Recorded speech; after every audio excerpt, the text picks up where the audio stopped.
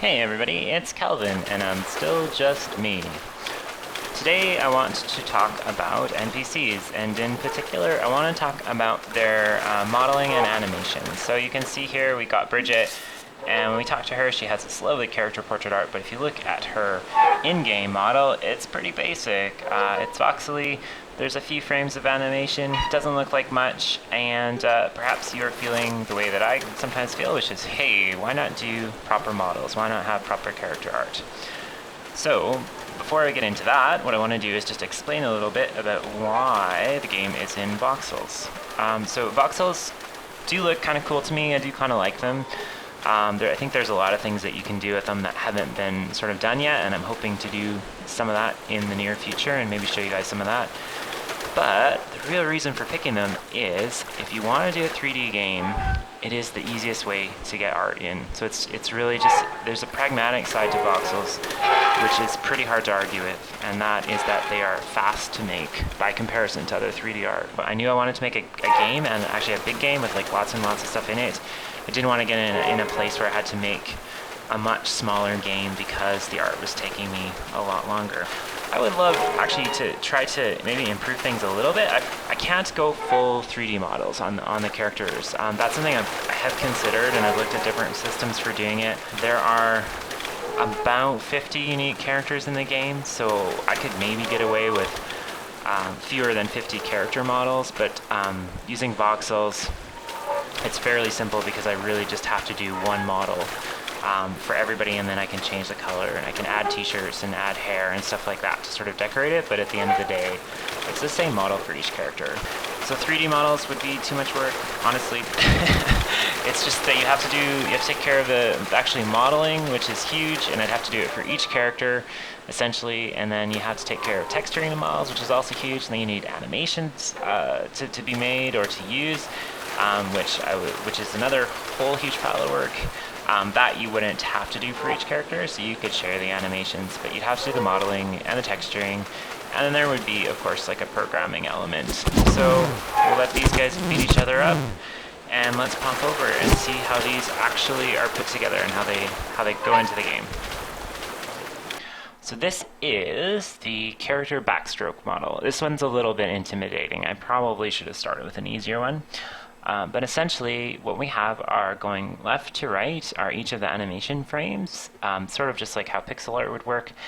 And the difference here is that because it's in 3 dimensions, they're sort of split into layers. So these little dots here are basically part of the character's arm, part of, I guess, their right arm, and the dots here up here are part of their left arm. Sorry, pardon me, other way around. These dots are their left arm, and these dots are their right arm. So these ones basically extend above their head, and if you look, I'm just going to overlay this so you can see how everything lines up. And hopefully that will show you guys how these work. So all we're doing is we're just like overlaying, and then we're going to take this one and overlay here, just so you can see how they line up, right? So you can see here, this is sort of what it looks like, from above in a way. So this leg is actually below the character, and their foot is even a little bit lower, so they're kicking down with their right leg. Again, this is a backstroke animation, so they're facing up. And their arm is extended above their head, so they're in that part of their backstroke. You can't always get this just perfect, but what I do is I come in here and I start with like a basic shape, and then I try to add some frames, and then I try to add some frames in between them. Another thing that I'll point out, you notice that there are no heads on these frames, so that's a little bit weird, but all the game does is it takes and attaches the head separately. And the reason that I'm doing that is because I would like to, I don't have it in yet, but I will add some like head turning so that the characters can turn their heads and see what they're looking at. I think that's a simple thing to add that adds actually a lot of interest to the game. So, and there's also, you'll notice a little yellow dot. This yellow dot signifies where the character's weapon will be. So when they swim, you'll notice that the dot basically just floats alongside them. It just looks a little bit better if they're carrying like a big the big bass guitar. It looks just a little better if the bass guitar just floats alongside them rather than if they lift it above their head each frame. So that's why that is that way.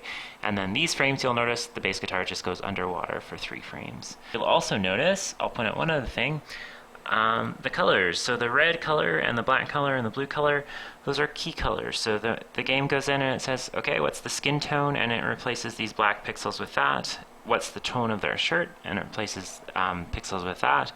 And what is the tone of their pants? And it does the same thing.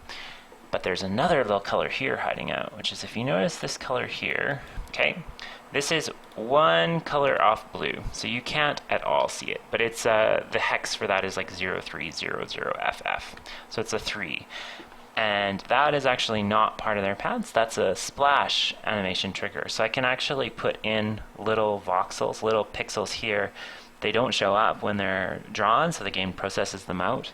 But what it does do is it generates a splash on exactly that animation. So this splash here is because this leg, this is being their left leg, I guess, is about to go underwater. So here it's at the water surface, then it moves down, and when it moves down, it generates a little splash.